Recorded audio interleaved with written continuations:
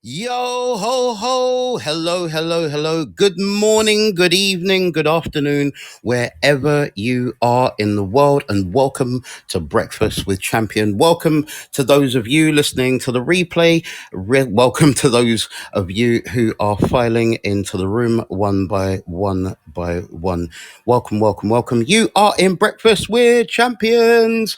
My name is Darren Shaw. This is part one of a three-part DSNLP series called Master Your Mind, Reset Your Life. Master Your Mind, Reset Your Life. So we're going to be talking quite deeply on stuff around mind mastery, life resetting, and anything that helps you look at deeper ways of thinking about how we can change and transform things. I want to welcome those of you early people.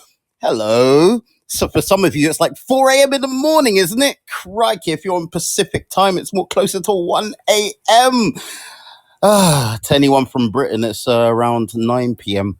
So massive shout to everybody from all over the world. Hello, Austin. I hope you're well. Hello, Dr. Katrina. Hope you are good. Hi, Angelica. Oh, can't see you in there. Junebug. Hi, Junebug. And hello, Mr. Mountain Village. Hello. So my aim today is to focus on a subject that's very, very dear to my heart: how the past controls you. Basically, that's what we're talking about today.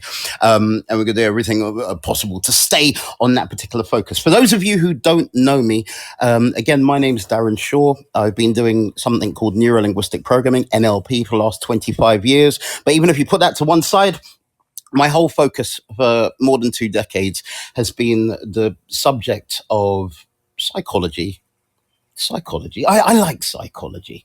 So we're going to go deeply into this old subject here today. For those of you that want to come stage, feel absolutely free. I do have some stuff that I want to get through today, and I really want to lean in today and go really deeply. As useful to you guys as is possible. Before I get started on the content, I want to say hello to my old clubhouse friend Austin. How you doing, Austin? You all right? Hey Darren, good Austin. morning. I'm doing pretty great. Little tired. Somehow my impulses prompted me to jump on stage with you here, though, even though it's one of those early morning hours that you mentioned. So, yeah, excited to just kind of listen or maybe minimally contribute where I can because, yeah, NLP is always interesting to me. Nice one. And a pleasure. Great to see you here, man. Right. So let's not waste no time and get straight into this. I want this to be, I want this one to be juicy today. So for those of you who missed it, we're in Breakfast with Champions right now. My name is Darren Shaw, and this is part one of a three-part DSNLP series. So for the next 3 Tuesdays, it's me, 4 a.m., talking about mastering your mind. And today we're talking about on how the past seems to control people's lives. And we'll go into a few different lanes. We're talking about that. But the main thing is about how the past seems to control us today. So why should anyone care about what I'm talking about? I mean, some of it is pretty obvious, but I want to make it explicitly clear. Why should anyone care? Because this affects business, leadership, parenting, confidence, relationships, communication, public speaking, money, decision making, conflict, selling, performance. If you've ever thought to yourself in any context of any behavior of life, if you've ever thought to yourself, why do I keep doing that? Or why do I keep doing this? Then this should be important. It should be important. This room is all about that. Um, I'm gonna put I'm gonna put a link at the top of the screen. Hold on, make sure that that works. La da da da da.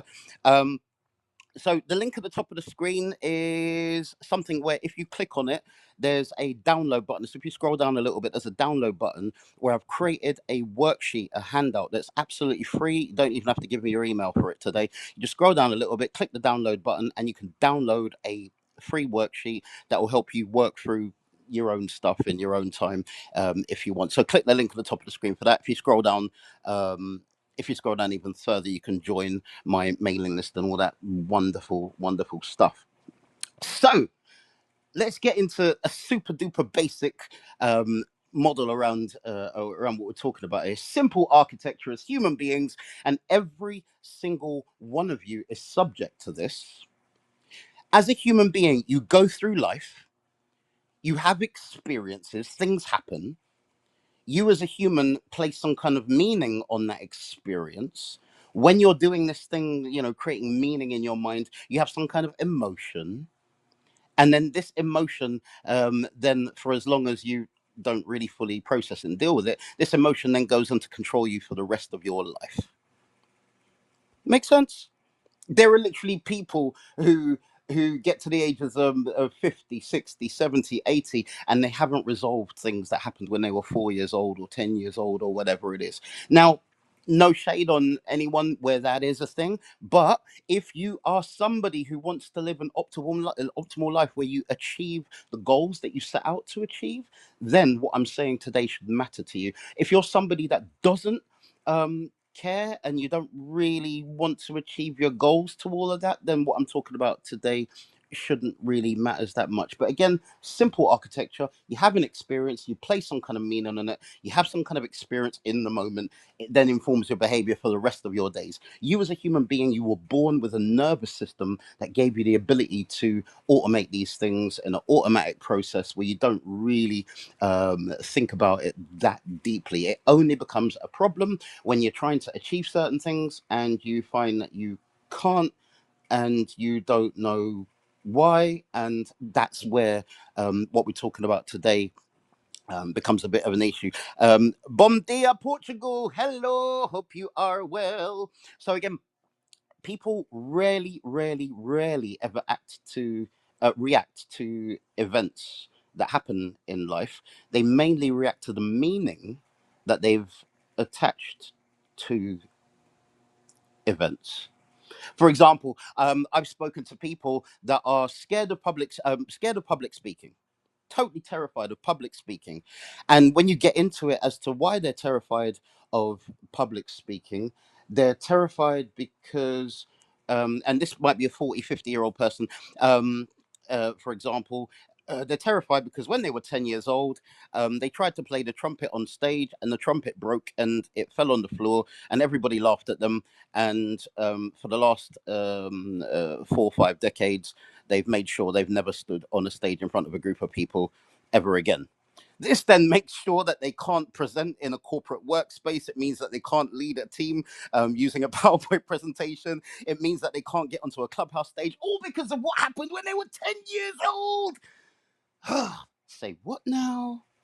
I was talking to somebody just the other day who has a fear of doing taxes. Not particularly this person, but sometimes people have a fear of doing the taxes because they've got a fear of getting it wrong. Because when they were 5 years old, they tried to complete a puzzle as a child and they got the puzzle wrong. And it was so terrifying because somebody shouted at them or somebody laughed at them that they spent the rest of their life um, having problems around it. Like, what the hell? So, quick room reset. Welcome to Breakfast with Champions. I am Darren Shaw. Today's room is an NLP view on how the past controls you. And we're exploring how previous experiences quietly influence today's behavior, relationships, and business performance for those of you who care about things like business. Again, click the link at the top of the screen. There's a free worksheet giving away. There's no need to enter emails or anything like that. Just click the link at the top of the screen, scroll down a little bit. You'll see a download button where it says part one, and you can download a free worksheet. Any issues with that? Please let me know. I've created a Word document. I know sometimes people have mobile phones which don't open Word documents. Very rare, but it happens. So click that link. Right, before I crack on to the next component, I just want to say hello to people who are on the stage. Again, today isn't a trauma therapy thingamajiggy, blah, blah, blah, blah, blah. Today I just want to talk about a high level about how the past controls human beings in general, and share some stuff from my 25 years of messing around with this subject. Share some practical stuff that might be useful to you from an NLP thing. For those of you that don't know what NLP is, it's a very specific applied approach to transforming people's minds and brains really, really quickly using neuroplasticity. And I've been doing this stuff, like I say, for a really, really long time. So, and today I thought, let's go into something deep. Well, for some people, it's deep. Talk about how the past controls one. Right. Um, Hello, somebody on stage want to share something or a thought or whatever, blah blah blah. Let's try to keep the share short today, not because I want to be super controlling and because it's all about the sound of my voice, but I do have a good amount of content to get through today, and I really want to share value with every single last one of you today. But I also do want to hear your voices. Who on stage wants to say something or share something before I crack on? Hello. Ladies first, somebody go. Welcome, everyone. Good morning. Hi, Darren. I don't know why I was off stage and not modded, but anyway, the quirks of Clubhouse. But good morning, and I always love your room, so I look forward to hearing more. Nice one. Hi, Gail. Oh, just glad to be here. I've missed all of you terribly, but just been really focused on getting the proper rest. And so this is 4 o'clock for, of course, in the morning, 4:10 for me. But I truly, truly do miss you guys. Good Thank you. morning. Good Hi, morning. Sarah. Sorry, I was just very brief. Good morning, everyone. It's nice to see you, Gail. And Garrett, Darren, I love your Tuesday rooms. I try and free up my morning to be able to be here with my notepad and pen. So thank you. Back to you. You're welcome. I'm not usually here that often. I'm here like 2 to 3 times a month. So for those of you that think you've missed me, you haven't. I haven't actually spoken on BWC in a good few weeks, so that'll be why. I try to let everyone know when I am gonna be back. But like I say, 2 to 3 times in the month you'll catch me here. I. I'd like to say I miss you guys all as well, but I'm often in rooms where I'm silently sitting in the audience or on stage, listening to all of you. Sarah, I feel like I hear you all the time, and Gail in the 5 a.m. space, and here, and Patty, it's like I'm with you 7 days a week. Patty from New York, and Hey, Sharon, you know Sharon like what? Can lives I in the just back of say my mind this? somewhere, rent free. What was that, Patty? I just want to say this. You know what I'm thinking of? Shoot. And I'll be brief with the, with the past situation. It's funny. Like, I'm curious who takes the good stuff, the narrative that is, like something that's going to give you confidence because of one thing that happened in the past, maybe when you were 10 years old. I'm just curious about that too. Okay, back to you. God bless.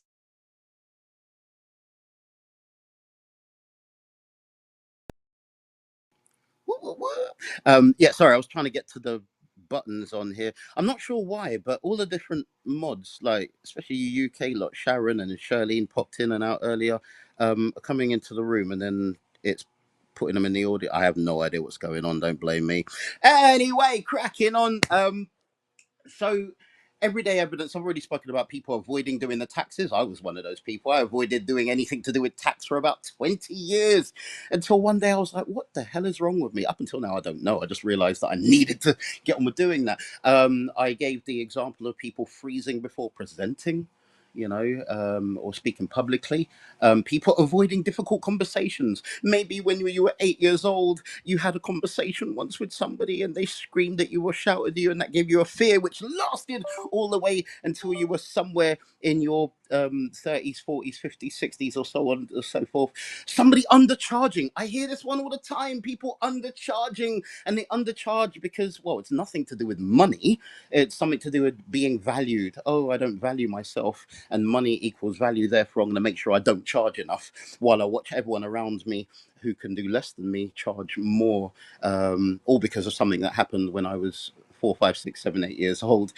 People procrastinating, choosing unhealthy relationships. Crikey, I know so many people that choose unhealthy relationships because maybe they're recreating some kind of dynamic to do with their mother or father or some story that they're holding in their mind. So they keep choosing unhealthy relationships on purpose because the past is controlling them. So I'm saying, what if the problem, when it's a negative thing, what if the problem isn't capability? What if it's just people's history? And touching on what Patty said there today, I've been artfully vague with the room title. The past can control you in a positive way, and the past can control you in a negative way. Now, one of the reasons I'm more leaning towards, and again, you can focus on the positive, and that's 100% useful. So let's continue to think about that as well. But in terms of moving forward with your life, sometimes in life, the reason we're not hitting our goals and we're not hitting the outcomes that we claim to want is because we're allowing old emotions from our childhood to block that path. Now, some people, I completely get it. You know, I'm trained in some of this stuff as well. Some people more like to explore the past and churn around in the past and just think about the past and what happened in the past and ask why. You can go asking why for the next 30 years of your life in therapy if you want to. Nothing wrong with therapy. It has its place. I've had therapy before, trained in the stuff. I love therapy. I think it's great. But there does come a point in life and in business where why is not the question you need to be asking. And where the questions you need to be asking is, um, do I wish to allow this emotion and this feeling to continue to control me going forward or not? So that's where I'm at today, and that's where I really want to take you guys. And by the way, if anyone wants to interrupt and jump in, feel absolutely free. I do have some stuff that I want to get through, but at the same time, I do want you guys to feel free to jump in wherever you want to and need to. Right. So some of you in this room, a few of you have heard of neurolinguistic programming. Some of you haven't. Doesn't really matter. But in this thing that I do, this thing called NLP, one of the things I do, there's a process called timeline therapy. Has anyone in this room ever heard of timeline therapy or doing your timeline? Anyone in this room? Maybe you have. Maybe. Oh, have we got 100% there? Nice one. Nice one. Cool. So when somebody, all right, Austin, right, I'll give you some inside secrets. So for those of you that aren't aware, I don't just do NLP. There's a lot of people in this world that do NLP, like millions and millions of people. But I'm a global speaker in the field of NLP. I've spoken at the biggest conferences in the world, from India to London to Philippines. Constantly, you know, I'm in the Philippines at the moment, and the main reason I'm in the Philippines at the moment is because I originally came here to come and hang out with a global master who is a part of the elite of the field of psychological change. And there's a tactic, a tool, a technique within the field of NLP called timeline therapy. Timeline therapy. And it's a pretty advanced approach. Um, and it's one of the things that I teach and I train sometimes when somebody's got the cognitive capacity to handle it. What will happen is somebody will come to me and they'll say, there's something that they're not able to achieve, or there's a goal that they want, and there's emotions that get in the way, da da da. I have a bit of a conversation with them, somewhere between 2 to 5 minutes. Don't like to speak too long about these things. But once we identify the emotion, the feeling that keeps coming up for them again and again and again and gets in the way, I ask that person, and I slow down when I say it because most people will say, yes, of course. But I ask that person, do you want to explore and maybe get rid of that feeling now? And if the person isn't rushing at a million miles per hour, and they slow down and actually think about what I've asked them, they'll either say yes, or they'll say, yeah, kind of, I suppose. At which point I need to have a bit of a longer conversation. But when we get to that point where we identify what that emotion is that keeps coming up again and again and again, it could be like an emotion that gets in the way, where they get really upset automatically with partners, or they freeze before public speaking, or any one of those sorts of things. Once we identify what that emotion thing is, I'll then ask them a question like, okay, I want you to imagine your life as a line of time with your future stretching in one direction and your past stretching in the other. Now, I'm not going to outline the whole process today. That would be crazy, and it's beyond the scope of this room, quite literally. But an overview of it is: I basically get the person imagining their life as a line of time, past in one direction, future another, and I get the person to float above their timeline, and I get them to imagine floating all the way back to the very first point in time that they believe is the very first time when they ever felt that feeling. And I get, after I've got them to tap into that emotion in their body, I get them to allow that emotion to drag them back to that point in time. And trust me, they always go there, 9 times out of 10. And one thing I've always found over the last 20 years or so, I've always found that people always seem to go to an age, usually between the ages of 0 and 8. 0 and 8. Once or twice, people have gone into past lives, but that's a whole nother conversation. So I get people to go all the way back to whatever it is they remember as being the first ever point in time that they remember experiencing that feeling, that's stored in their nervous system. And the most important part, because a lot of people don't do this, which is why a lot of people have these emotions that they've got stored since they were kids. For the first time in people's lives, I get them to float above the situation and look down on it. Look down on a younger version of themselves going through the thing. The problem with a lot of why people have emotions that are triggered on autopilot is a lot of people have never ever reviewed that situation or that feeling or whatever, um, outside of their own body. If you unconsciously are always experiencing a certain situation as if you're feeling it through your own skin, hearing it through your own ears, seeing it through your own eyes, then of course you're going to be triggered left, right, and centre. It's a sort of mild form of PTSD. Crikey. I remember once upon a time people used to say the word relationship to me, and I'd have a PTSD, anxious response just to the word. Or the word love, like crikey, it's not a problem anymore. Um, but you get the person to float above their timeline and look down on whatever was happening in that situation back when they were whatever age it was. And usually, for the first time ever, I get them to look at that situation and look at the other version of them going through that situation and ask the very, very important question: what can be learned from that situation as you look at it now, objectively detached? What can be learned from that situation? Sometimes I have to suggest to people, depending on their religious or spiritual conviction, sometimes I say to people, as you float there above the timeline, maybe you've got the angels to support you, or a higher super consciousness, or spiritual beings, or sometimes it's your pet dog or cat or something. But it doesn't really matter, really. It's just anything that keeps them meta, keeps them above the situation as they look down on it in a detached way, from a position of strength with their higher conscious mind, with their adult mind, looking down on said situation and asking that question: what can be learned from that? What can be learned from that that would allow you to be able to let go of the emotion associated with that experience? I want to make it abundantly clear with a process like this. Again, I'm just giving you a super fast overview without going into detail with each step.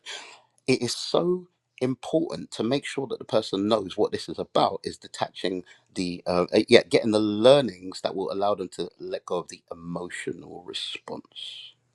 Not forget it, like screw forgetting things. No, I don't want amnesia, but letting go of the emotional experience. I'll tell you something personal about me. I don't often speak about me on a personal level. I think there's enough people on Clubhouse doing that. So I like to stay detached and just talk about subjects in general. When I was 8, I experienced torture for the first time. People of the ages around somewhere between 17 and 19 beating the crap out of me and smashing things over my head. I can talk about that in a very nonchalant, matter of fact way because I've done the work. Later on, when I was about 17, I experienced some more torture, people smashing glass bottles over my head and iron bars and whatnot in order to enslave me so that I would do selling drugs and being part of gangs I didn't really want to be a part of. Many things I could tell you, story after story after story after story after story. But guess what? The work that I did around these things is all of the stuff that I'm describing to you today.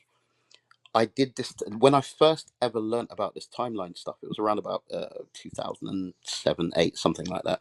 And I remember thinking, oh, this stuff sounds powerful. I wonder if I can use it on my most painful things. I literally still remember one more bit about me, which I think is key. When I was 8 years old, my mother picked me up from primary school. That's what we call it in England. In America, I think you call it elementary school. My mother picked me up from primary school when I was 8 years old, and she took me outside the train station and she left me there.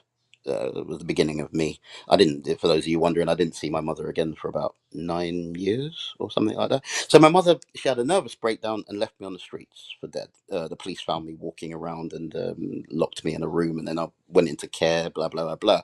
But guess what? That moment of my mother leaving me, it was extremely painful. And that pain, that fear, the confusion, the anxiety, la da da da da, that stuff stayed with me for decades. About 3 4 decades, 3 decades ish. um and for years I was terrified of that's where the terror of relationships come from. I was terrified of relationships and connections because my earliest connection was obviously severed in a mad way.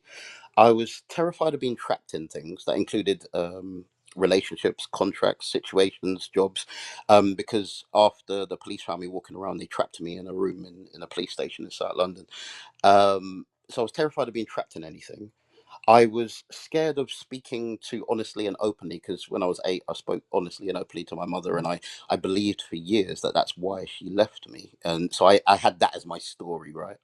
So for years and years and years and years and years, I allowed these emotions to control everything in my life, messed with relationships, with business, with everything. Literally just like controlled my whole entire life. But when I found this timeline process stuff and I started learning how to, do the whole floating above the situation, looking down on it, and I was able to look at that little 8-year-old boy and ask myself questions as a grown adult, questions like, what can I learn from said situation that could allow me to let go of the emotions associated with it? I was able to let go like huge amounts of pain, like almost immediately. So I can sit here now talking about these things if it's just like a story I learned on a movie somewhere, you know. The past controlling one, and I know everyone in this room has their own story. Some are more intense than others, might seem more shocking than others. We've all got a story. And I'll tell you the main reason I wanted to touch on this particular subject today, um, is because it's something that's been important to me since I was a tiny little boy, since as early as I could remember. One of the things I noticed, and I'm wondering who else in this room has seen or experienced this around them in the world. How many people have you met, grown adults, who seem to be unable to function in life without having it that the past from decades ago is still messing with their life in a negative way? I'll give you some of my own examples, and I'd love to hear from anyone on one or two people on stage if you know what I'm talking about. My mother is past retirement; she's like in her late 60s now. My mother still talks about what her horrible sister did to her when she was 17, when she stole her man. Like, what the hell? My mother still complains about stuff that her father said when she was in her early 20s. My father, God bless his soul, he's gone now. My father still, well, he's dead now, but until the day my father died in his early 60s, until the day he died, he was still complaining about stuff that his brother did when they were 16. And that got in the way of my father doing a whole bunch of stuff.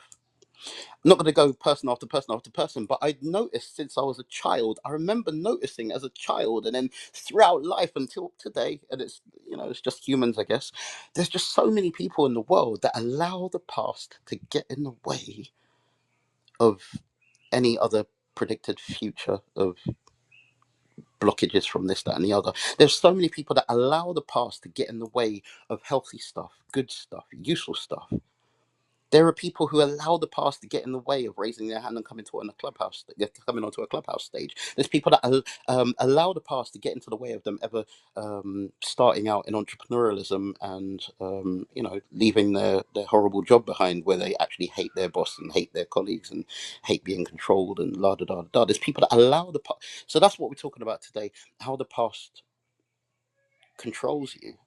And yes, I am focusing on the negative because I love what Patty brought into this. Like, how can we allow the positive to control us? Because whether it's the good or the bad or the ugly or whatever, the past is a thing. And I'm leaning towards focusing on negative aspects of past, because there's going to come a point in time for all of us. If you care about business, entrepreneurship, those sort of things, there's going to come a point in time where there's something that you want to do. It could be scaling your business so that you're earning 20K a month or 100K a month or a million a year or 5K, whatever your numbers are that matter to you. It's going to come a point in time where you might want to scale your business, but for some reason you can't. And you don't know why. It's just a feeling. Some kind of feeling that probably triggers you to giving yourself a million stories as to why. I'm here to say, screw why. We are currently living in the new normal, people. Ain't it about time that we start looking at those big chunks, those things that we've never quite fully dealt with, and do something about it? And that's what I'm in the business of. I'm in the business of working with people that are sick and tired of telling themselves the same story over and over and over and over again, and want to do something about it. I'm quite masculine energy when it comes to doing stuff like that. Can be in a feminine, gentle and soft every now and again, but for people that really want change, step into masculine energy. That's not about gender either. It's about energy types, for those of you that know. Quick reset, and I want to say hello to everyone on stage who can identify with this. Hello, you're currently in Breakfast with Champions. My name's Darren Shaw. I'm a master practitioner and a trainer of something called neurolinguistic programming. And my specialism is the psychology of change.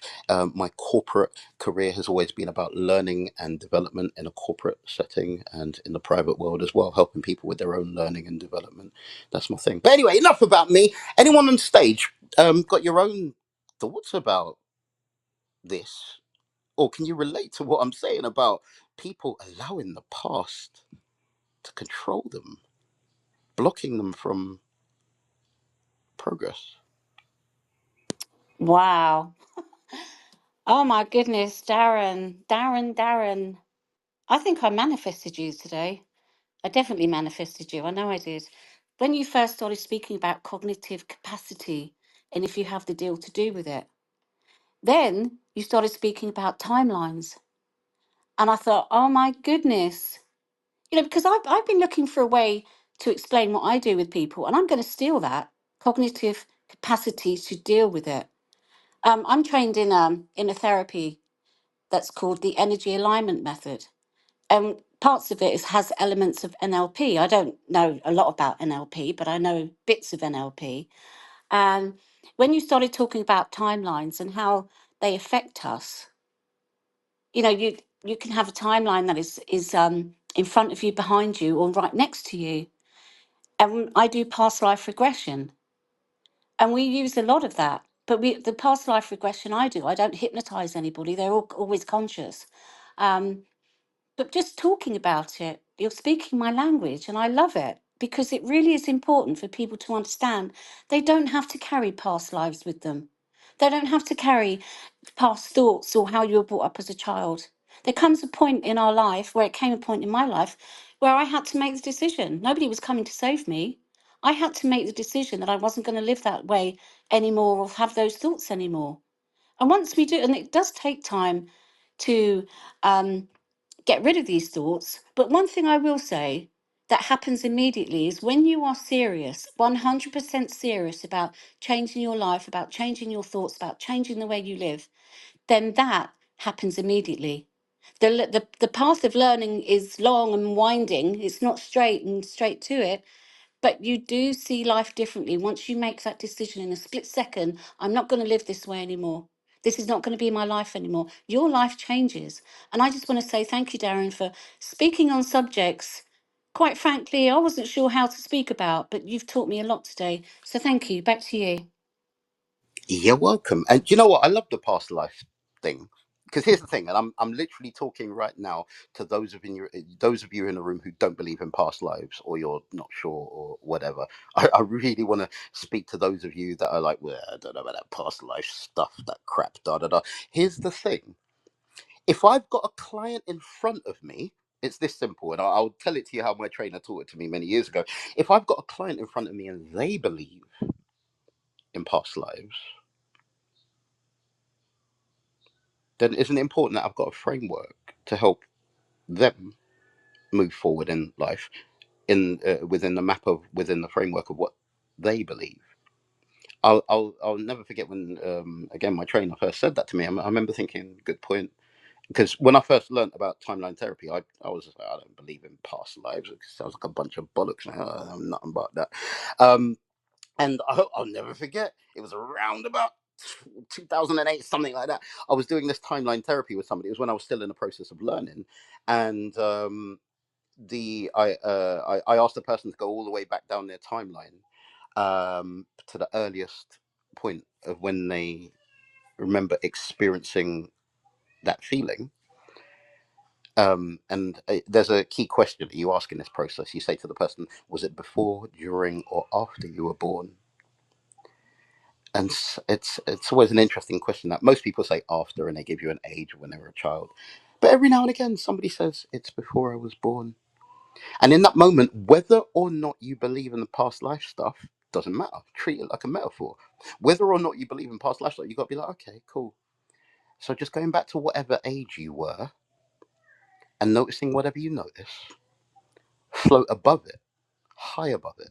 So you can become detached from all emotion. And as you look down on whatever was happening in that situation, just allow yourself to notice what lessons can be learnt from that experience. That'll let you and allow you to let go of the emotions associated with it. And you still use the same languaging that you would use if they said they were 3 years old or 10 years old, or whatever it is. Same languaging. It's not about what I, as the practitioner, operator, clinician, coach, whatever word you want to use for me. It's not about what I believe. It's about the client. I'm working within the client's map of reality. It's powerful when you do that. It's never about what I believe, ever. When I'm working with clients, it's never about what I believe. Really, at the beginning of working the client, when I'm gathering information, I'm gathering information about how they structure reality, because it's how they structure reality, is how they structure emotions within their body. Hi Marvin, hi Shush. It's how they structure things within their reality that's given them the emotional challenges that they've got. And I've got to work within their framework so that they can get their insights, so that they can get their learning, so that they can change their relationship to their past, so that by the time I get them to open their eyes at the end of the process, I can say things to them and listen to the languaging. I can say to things to them like, notice how things are different now, and think of a time in the future where you would have behaved in the old way, and notice how it's already changing. Lots of fun verb tense shifting in there for those of you that care about preciseness. Hello and welcome everybody in the room. You are currently in Breakfast with Champions. My name is Darren Shaw. Um, I specialize in helping people transform and change and all this sort of stuff. And I've been in and around somehow, in some way, the field of psychology since I was 5 years old, when they gave me my first ever child psychologist, because I was a naughty boy in school and they didn't know what to do with me. Psychologist from 5 until 15. And then after 15, the healthcare system in England were like, we're not giving you any more child psychologists because you're no longer a child. And I was like, fine, I'll go and learn psychology for myself so I can help myself. And then I went off and learned NLP, and then went and done a degree in psychology. And then when I learned about all these different counseling types and la da da da da da da, because I'm just really passionate about the mind. The mind is the key to all of these things. Zara. Hello. Good morning. Oh my gosh. Darren, I came up at the part where you said about the past stopping us coming up on stage. And I thought, right, he set me a challenge, now I'm going up. But no, joking aside, let's be honest. There will be people in this room.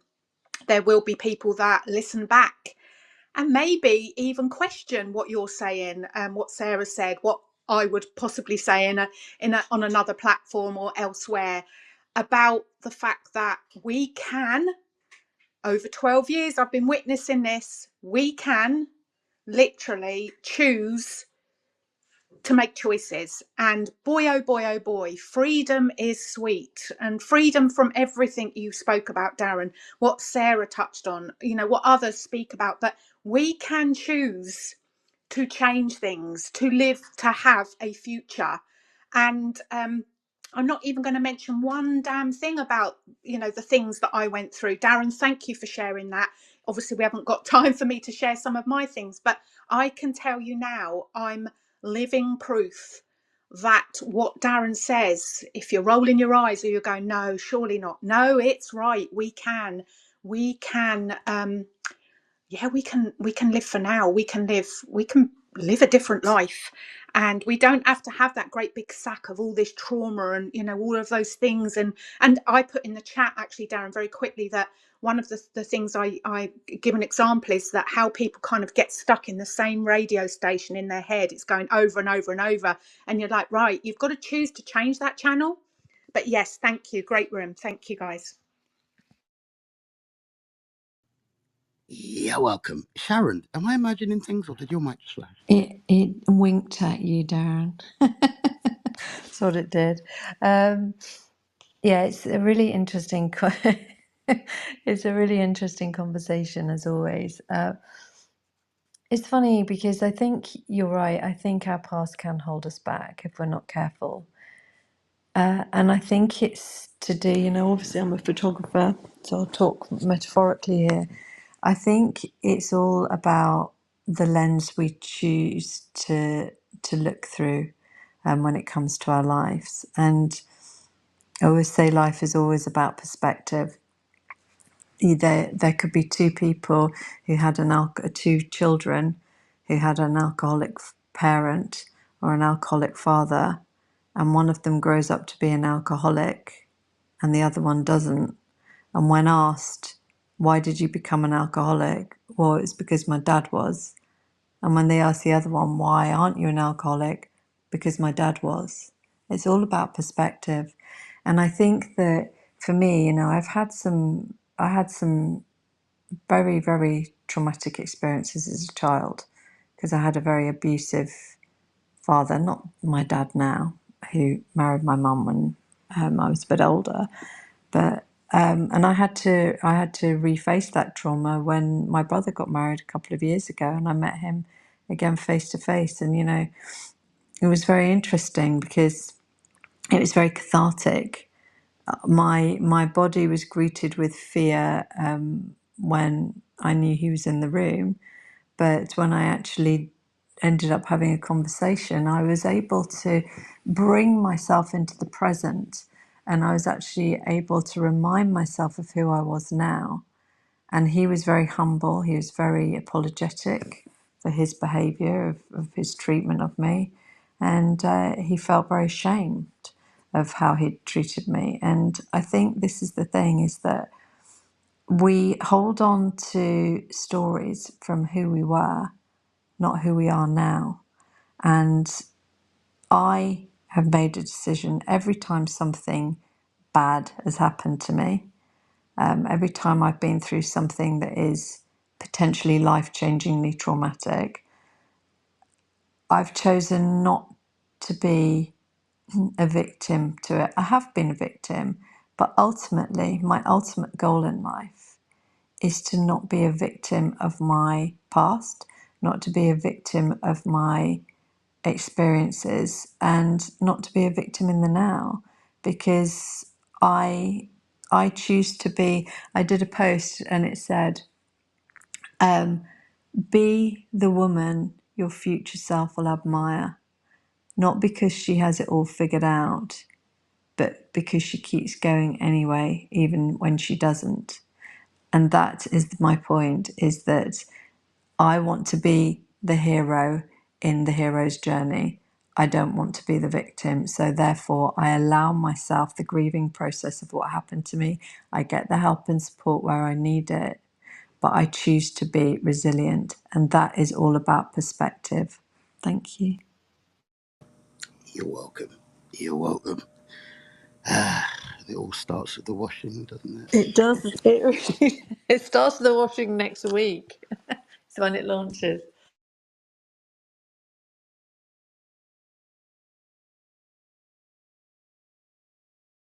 Chat, it doesn't, like before it used to always show me what people say, and now it doesn't, so I have to keep going in there consciously to find out if anyone's said anything. There's been quite a few things, but I just want to address some of the biggest key chunks. I can see them all. Uma, Sarah, blah, blah, blah. Susie, something Susie said. Susie said, coming to you, Susie. I think you said something a lot. What's the purpose of going back? What's the purpose of going back? To answer that question very simply, you're not going back. You can't go back. There's no such thing as time travel. But for a metaphor, many people, not all people, but many people use the metaphor of revisiting stories in their head. They use the metaphor of going back for people that have a timeline where the past is behind them and the future is in front of them. Some people have a timeline where they imagine the future to be above them and the past beneath them. Some people imagine the future to be to the left and the past to the right. When you go over to Asia, some countries in Asia and some countries in the Arabic world have their timelines reversed the other way round, if reading goes from right to left instead of from left to right. But I'm using the metaphor of going back, and it is just a metaphor, because at the end of the day, when you think of things that have happened in your life, you're not actually going back in time. Sorry to smash the illusion for some of you, but you're not actually going back in time. All you are doing is you are activating the neuronal circuits in your nervous system that reinforce the story that you've told yourself again and again and again and again and again. And it's so practiced by now, you've got this amazing rehearsed story that you've probably told yourself like 1,000,000 times, and you've told other people 1,000 times, and it's all stored in your nervous system. So you're not literally going back. But for a metaphor, that's what's going on for some people. Susie, does that speak to your question? I see you've come up as Good well. Hi, morning, Susie. Darren. Thank you so much for the space. Good morning, everyone, leaders and participants. Thank you for the subject. I just wondered if, Darren, you've come across the work of a biologist. It does, thank you. And I did understand, but I wanted to maybe have this conversation, if you don't mind. There's a biologist, phenomenal doctor called Bruce Lipton, and he has studied the human biology and the neurological system, and he says that between the ages of 0 to 7 we formulate our base character, our base character, the stuff that we really fall back into. And this is this base character is formulated phenomenally, like most importantly, by your home and parental environment.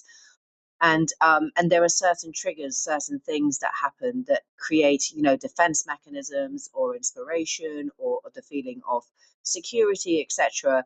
And so he says, that it's very important, and going back to what you're saying, for accountability purposes and for growth and elevation purposes, that we're honest with ourselves and that we really look at ourselves and our base core character. And of course, with biology, and you just touched on the neurological system, it is absolutely feasible and possible that we can reprogram that base character. But in order to be able to do anything about it, you need to be able to be honest with yourself and really see your patterns first. Because if you can't observe the thing, how can you restructure and recreate the thing? So it's fascinating stuff. But I also do feel that we get to this point where, I don't know about everybody else, but I'm a little bit older. I've lived quite a few years. I have a lot of grey hairs. I suppose it really depends on where you drop into people's timelines and at what point of the human experience you catch them. Because I would assume that a lot of us have done the work, and there is a point at which you kind of, I don't know, I would recommend that you stay present and you forward plan, and have a lot of faith. But I'm really fascinated by the conversation, Darren, and I appreciate your wealth of experience as well. thank you. That means a lot. Thank you very much.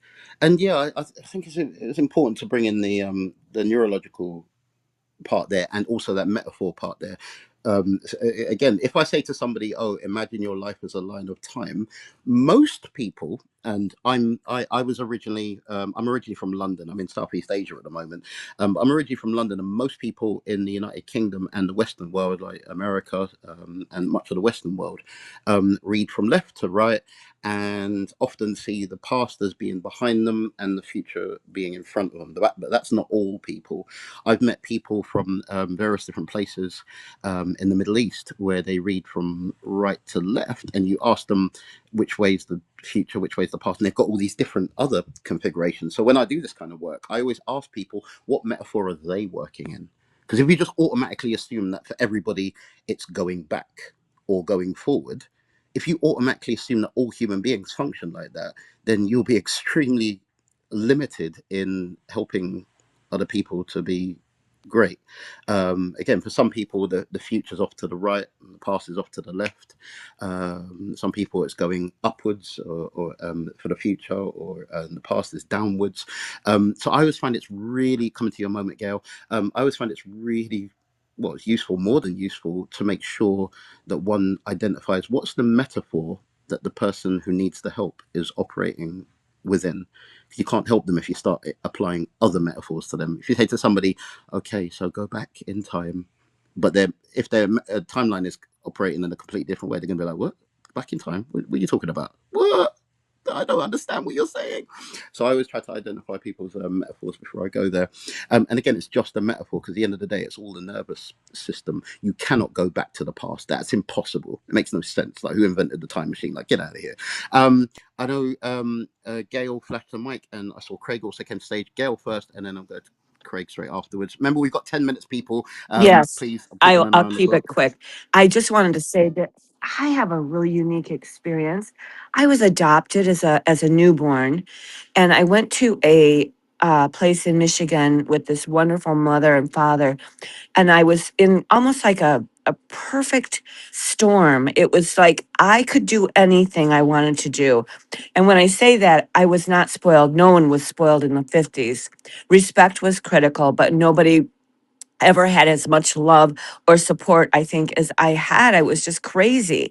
My mother was intelligent, my father was intelligent, and they just allowed me to be exactly who I was, which was this weird little transplant artist in a world of readers and thinkers. And then I had one traumatic experience, and it was quite horrific at 8 years old. It was quite a horrific experience. And I internalized it for one whole year. I kept it to myself, and it made me kind of physically feel ill, and I got really thin, and it was a very tough experience. And then one day I blurted it out to my mother as she was ironing, and she dropped the iron, and she said to me, your father can't ever find out about this because he will kill him. He will shoot him. He will murder him. And so that from that experience, I went across to the person that did the crime to me, a much older teenage boy, and I tapped on his window, and I had my hands on my hip, and I looked at him, and I said, "I told my mommy what you did to me, and my daddy's gonna kill you." And that was the end of that trauma for me. That finalized that trauma. It really did. And I moved on. But I have to say, from the experience of mine, I had just this crazy charmed life that made me feel and think I could do anything. And I'm eternally grateful.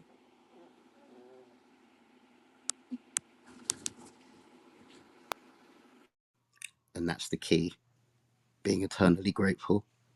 By the way, I can see that Elon Musk has raised his hand to come to the stage. I don't like you, Elon. I'm sorry. I used to have shares in Twitter, and then when you bought it, all my shares were taken away from me. So for that reason, and that reason alone, I'm not allowing you up onto the stage today because you're going to re-stimulate a negative past that I'm going to still hold on to, because, well, you know, I mean, I did profit when you bought the company, but that's not the point, Elon. You can stay down in the audience. Right. We're inside the last 7 minutes of being here. Craig, how art thou, Craig? Did you want to say something, contribute towards the discussion? We are inside the last 7 minutes. So I want to be mindful of time, but go ahead, Craig.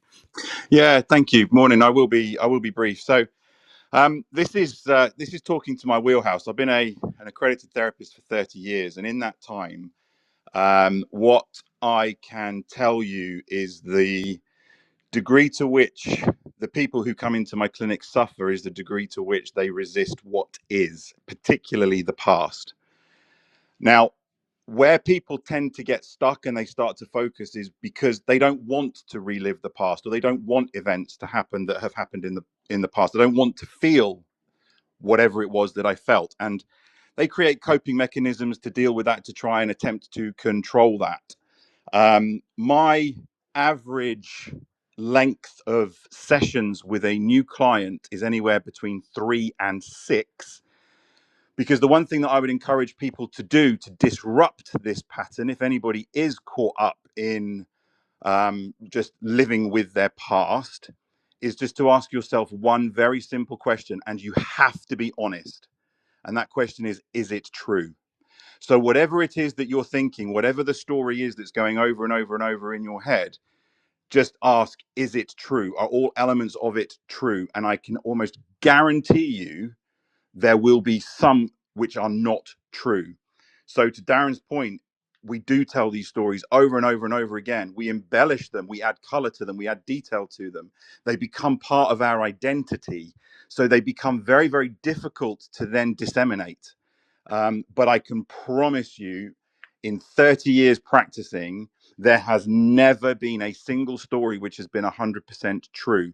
When you then recognize that not all of the story is true, from that space, you can then give yourself the hope, give yourself the power to then lean into actually what might be possible. The same is also true for a future. So again, we might try and create a future for ourselves, but none of us can actually time travel, as Darren has said. We can only ever be in the present. And often we will create a future which might be, I'm going to win the lottery on Friday. But then when we don't win the lottery, we then get some negative reaction to that. So again, we need to be very cognizant of what is true, what is real. And actually, the only place that I am at is here and now in the present. So if I stop resisting what is, then I will remove suffering. So look, I'll end it there. This is my wheelhouse, so I could go on for hours on this. But thanks to the room, Darren. Really appreciate it. You're welcome, and thank you for being here, Craig, and thank you for popping up onto the stage. I followed you. My aim today was to raise the intellectual heat on a subject like this, because the most normal thing to do for many rooms and many conversations is for everybody to be getting stuck and swallowed up with stories and la da da da da. And I just really wanted to sort of raise things to a sort of kind of process thinking level. So, Craig, it's an honor that you're here. Right, we are inside the last couple of minutes. This is a 3-part series. We're not going to be talking about the past every single week. Next week, we're going to be talking about emotional clutter. Fun. So join me next week, Tuesday at 4 a.m. Eastern or 9 a.m. British time, for talking about this stuff. Again, raising the intellectual heat. But before I leave, there's a couple of questions that I'm going to throw out there, and I want you all to think about or consider to some extent within yourself, assuming that you're somebody who cares about progression in your life in a way that matters to you. First question: where is yesterday still showing up today? Where is yesterday still showing up today?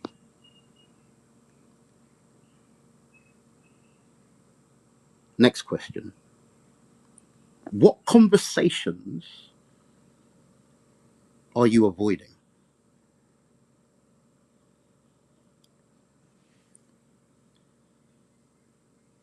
And what opportunities have you delayed? What opportunities have you delayed? And for any of you where that little chatter monkey's going off in your head, yeah, yeah, yeah, I've delayed it because what happened in my life? Yeah, shut up. That should be a new mantra, shouldn't it? A mantra. Shut up. Just shut up. Shut up. Yeah, but yeah, it's because of my mother and my shut up. It's because of what happened to me when I was 10. Shut up. Just shut up. And as Craig said, is it true?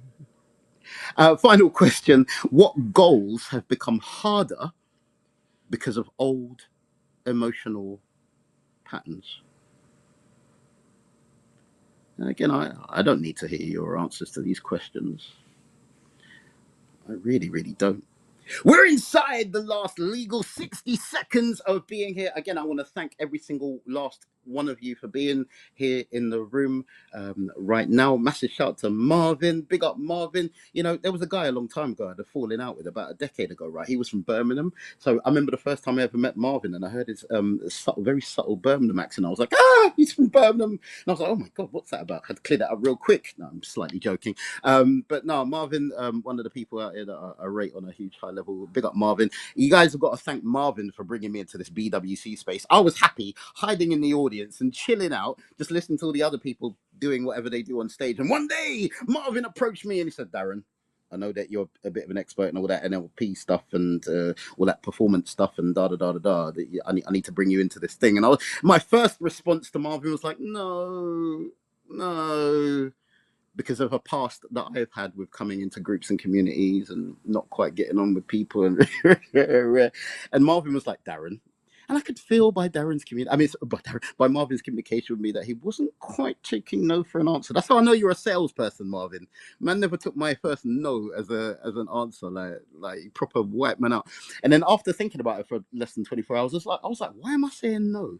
And I remember thinking that, and Marvin, you might even remember, I said to you, look, Marvin, I've joined groups before and houses on different apps, and I hate it. It's annoying. Get involved in politics and people, and I just can't be bothered with it. And Marvin was like, Darren, he didn't accept my second no either or my excuses, and bum, he cracked through it, and boom, here I am. So you got Marvin to thank for hearing me being all chirpy at this time in the morning, whatever time it is for you. Again, thank you so much, everyone, for being here. Click the link at the top of the screen. I uploaded a free resource. It's not even a lead magnet, it's just a free resource. I've created 3 different handouts. I've created them already to cover the 3 weeks. So the first handout, if you click the link at the top of the screen and then click the download button, that you'll see on that page that I've created, you'll download the worksheet for today, stuff to do with the past. Next week, Tuesday, we're doing emotional clutter. And then the third week, we're focusing on the word focus. Focus. And we're really, really going to go there. So we're not going to stay stuck in the past for all 3 of these rooms. Thank you very much. Oh, crikey. I want to grab the link to take us through to the... Oh, Patty, can you help? I want the link for the 5 a.m. Yeah, I'll go BWC grab room. it. I'll be right back. Please do. All right, then we'll wait for Patty. That we get an extra couple of seconds. If I go and press the button, it will suck me out of the room, and then things will get really weird real quick. Dr. D, because you're on the stage, I can't believe you, Dr. D. Dr. D, do you want to say something before Patty comes back with that link? No, just want to get to the link. I'm trying to do that while I'm listening to you carefully. Ah, Good morning. good morning and welcome, welcome, welcome, welcome. All right, Patty, hopefully in a moment, is going to swap out the link. We'll take you through to the next wonderful BWC room where you get motivated and inspired and educated. And by the way, last couple of words from me, right?